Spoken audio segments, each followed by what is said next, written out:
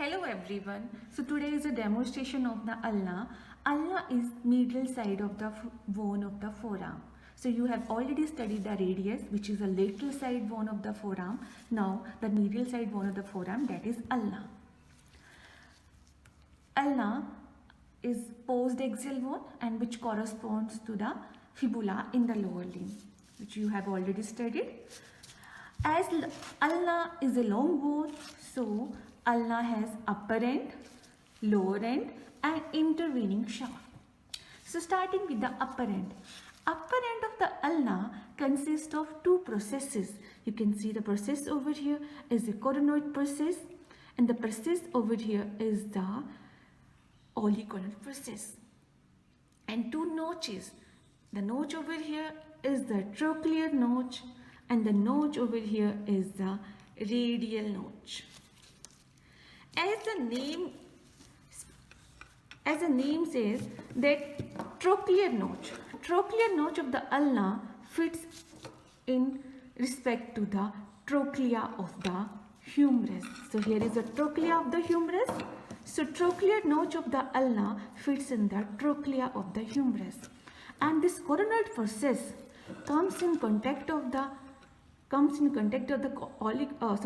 fossa during the flexion of the forearm. So here flexure at the elbow joint, and in the flexion this coronoid process comes in contact with the coronoid fossa, and the oblique process comes in the contact of the oblique fossa in extension. You can see this is the extended elbow and this oblique fossa is in contact with the oblique process. Now you can see over here, this is the oblique process. Now oblique process have surfaces and borders. Surfaces. You can see the surface which comprises the upper part of the trochlear notch. This surface is the anterior surface. Anterior surface is divided into three parts by a vertical lines. The line you can see over here and another line over here. These three parts are the medial, intermediate and the lateral part. These two parts, the medial and the intermediate part, comes in contact with the lateral and medial flanges of the trochlea during the most of the movement of the elbow joint. But this lateral flange, lateral part of this oblique process only comes in contact with the trochlea only in extension. So this lateral part only in contact with the trochlea only in extension. Now is the anterior surface. This is the superior surface. The surface over here is the lateral surface and the surface over here is the medial surface.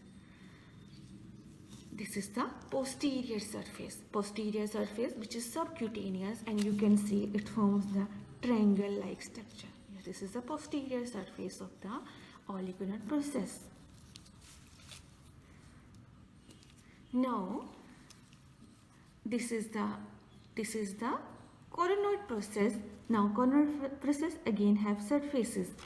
The surface anteriorly is the anterior surface. On the anterior surface you can see a tuberosity, and the rough marking, this tuberosity is the ulnar tuberosity.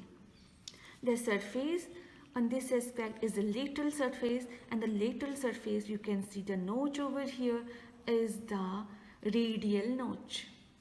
This radial notch comes in contact with the head of the radius and forms the superior radio-ulnar joint.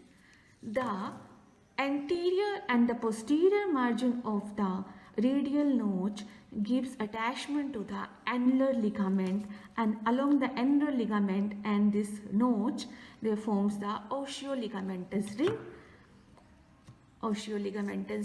and along this osteoligamentous ring the pronation and supination take place. Okay. Now, the superior surface of the coronoid process, you can see superior surface of the coronoid process, which forms the part of the trochlear notch in the lower one, and it's divided into two parts by a ridge. You can see the lateral and the medial part, which comes in contact with the trochlear medial and lateral flanges. Now, this surface over here, this surface is the medial surface of the coronoid process.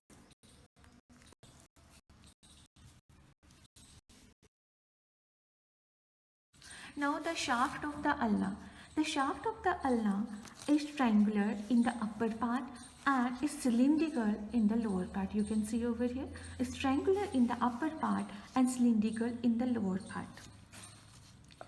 And you can see over here, it has three borders and three surfaces. The border which extends from radial notch, posterior margin of radial notch, this border which is sharp border, this border is the lateral border of the ulna, or also called as a interosseous border. The border which extends from the lower end of the ulnar, this is ulnar tuberosity, lower end of the ulnar tuberosity, this border which is almost rounded border, this border is the anterior border of the ulna. So this is the anterior border, this is the lateral or interosseous border, and the border which extends from the posterior surface of this obliquar process, which is triangular, and apex of this obliquar posterior surface, this border extends, and this border is the posterior border of the ulna. So now we have three surfaces. The surface between this interosseous lateral border and this anterior border is the anterior surface of the ulna. The surface between this anterior border and the posterior border, this surface is the medial surface of the ulna.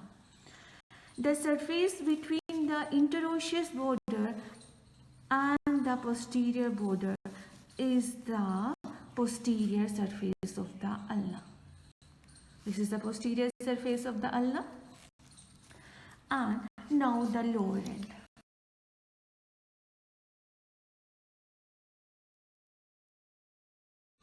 Now the lower end of the ulna. At the lower end of the ulna, you can see this rounded like process. This is the head of the ulna, and one process over here is the styloid process of the ulna.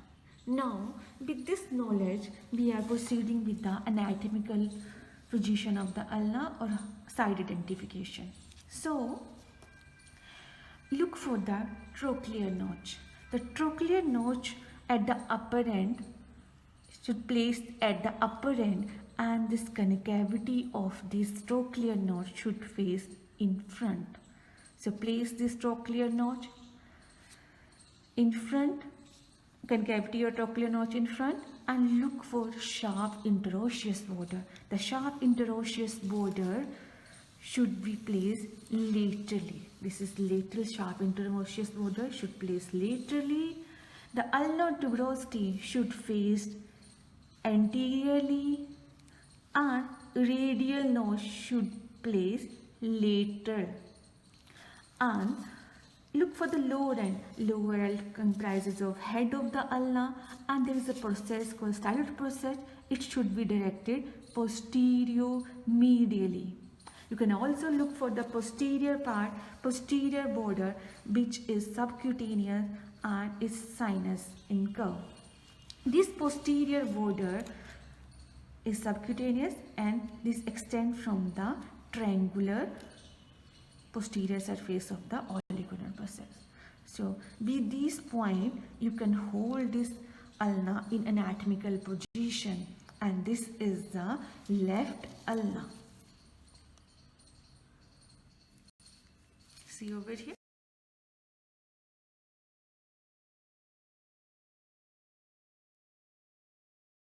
Now the muscle attachment on the ulna. So starting with the upper end, as you can see, this is the upper surface of the olecranon process. There is attachment of the few structures from anterior to posterior or the before backward. So most anteriorly there is a capsular ligament. So there is an articular capsule of the elbow joint. So most anteriorly, most along the margin of the trochlear nerve, there is attachment of the capsular ligament of the elbow joint. Then we have on the posterior part of the superior surface the attachment of triceps brachii muscle over here. Between the capsular ligament attachment and the triceps muscle, there is a bursa in between these two structures. So again I am repeating, most anteriorly capsular ligament of the elbow joint, then we have a bursa, and then we have a distal attachment or the insertion of the triceps brachii muscle. Anteriorly, you already know it articulates with the trochlea phalanges. On the lateral surface,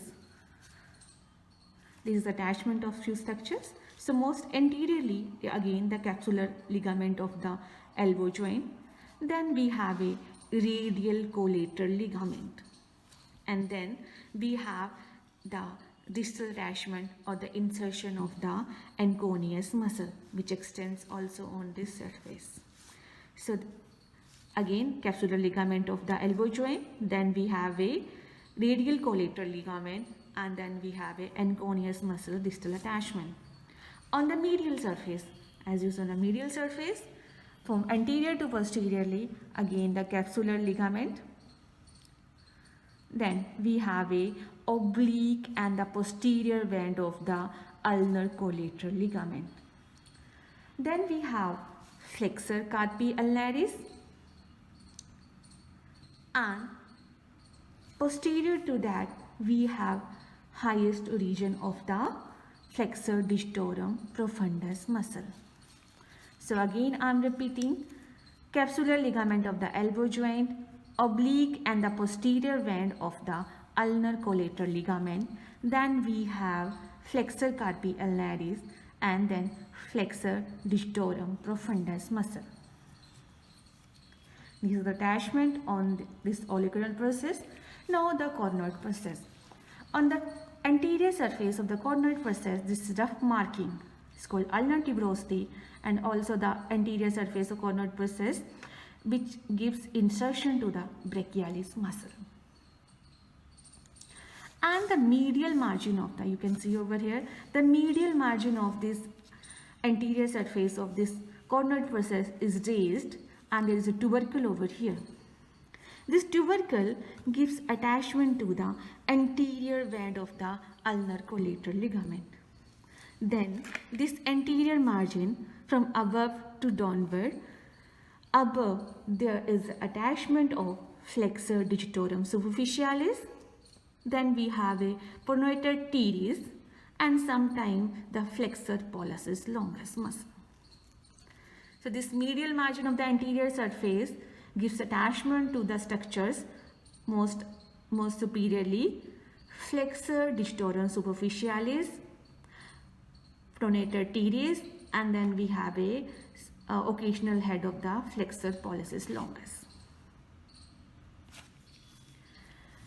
On the lateral surface of this coronoid process, we have a radial notch, you can see over here, which articulates with the radius and forms the superior radio-ulnar joint, which is the pivot variety of the synovial joint, along the osseous ligamentous ring of the annular ligament.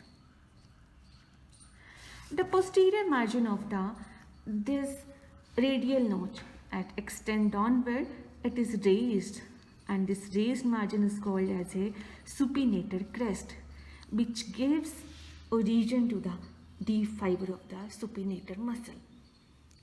And there is a fossa in front of this, which lodges the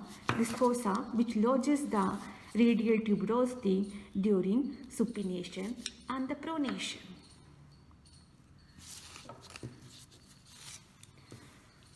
Now there is one there is a one cord or the ligament which attaches from the lower end of the ulnar tuberosity and goes downward and laterally to the radial tuberosity.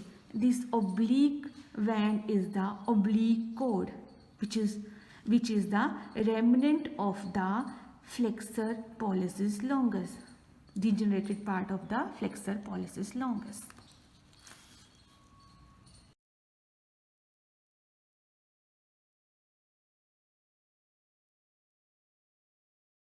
Now the muscle attachment and on the shaft of the ulna. The upper 3/4 of this anterior surface and this medial surface gives attachment to the flexor digitorum profundus muscle, and the lower 1/4 gives attachment to the pronator quadratus muscle, origin of the pronator quadratus muscle by oblique ridge. You can see over here by oblique ridge. This interosseous sharp border gives attachment to the interosseous membrane and forms the middle radio-ulnar joint, which is variety of syndesmosis type of fibrous joint. Middle radio-ulnar joint also comprises the oblique cord. The direction of this interosseous membrane is downward and medially, and direction of the oblique cord is downward and laterally. These two part of the fibrous joint are perpendicular to each other. Now the posterior border, you can see this is a posterior border which is subcutaneous and gives attachment to the deep fascia of the forearm, and through the deep fascia there are few muscles attached. The first muscle attached through the deep fascia is the flexor digitorum profundus. Then we have flexor carpi ulnaris and then extensor carpi ulnaris. Again I am repeating, we have flexor digitorum profundus, flexor carpi ulnaris and extensor carpi ulnaris muscle through the deep fascia. The surface between this interosseous and the posterior border is the posterior surface. This posterior surface is divided into a small upper area by a oblique ridge and lower larger area. This upper area along with the lateral surface of the obliqual process gives attachment to the anconeus muscle, and this lower area is divided into two parts by a vertical ridge. The lateral part small and the medial part large. The lateral part gives attachment to the deep muscle of the extensor compartment. The first muscle over here is the abductor pollicis longus. Then we have extensor pollicis longus and then extensor indicis. The lateral part of the posterior surface gives origin to the abductor pollicis longus, extensor pollicis longus, and then we have extensor indicis. The medial part is overlapped by the extensor carpi ulnaris muscle. Now the lower end of the ulna. The lower end of the ulna has a head. This head articulates with the ulnar notch on the radius. Here is the ulnar notch on the radius. This head articulates with the ulnar notch of the radius and forms the inferior radio-ulnar joint, which is variety of pivot joint, pivot type of synovial joint. On the posterior medial aspect of the ulna, this process is the styloid process. You can see over here, this is styloid process. As you can see on the inferior surface of this of the lower end, there is a depression over here. As we articulate radius with the ulna, on the lower end there is the attachment of a triangular articular disc of the inferior radio-ulnar joint. The base of this articular disc is attached on this anterior and the posterior margin of the ulnar notch of the radius and apex is attached over here between this thyroid process and the inferior surface of the ulna. So here this extended like this articular disc of inferior radioulnar joint, and this articular disc separates the ulna from forming the wrist joint. So only radius participates in formation of the wrist joint. Ulna is not participating in the formation of the wrist joint. On the posterior surface of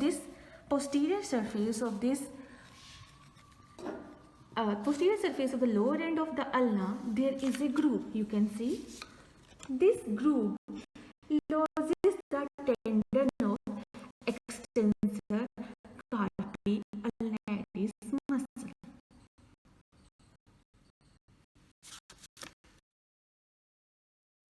Now the ossification of the ulna. Ulna ossify from one primary center and two secondary ossification center.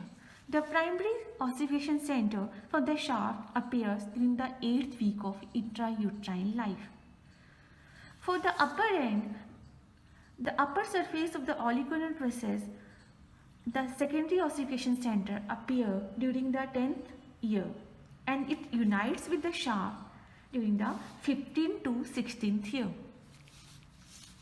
The center for the lower end appears during the 5th year, and it unites with the shaft around the 18th year of the life.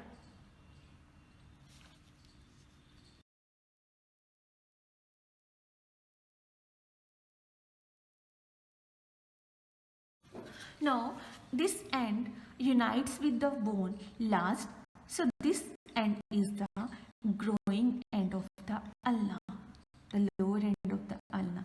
The direction of the Newton foramina will be towards the elbow joint, so towards the upper end. So that's all about the ulna.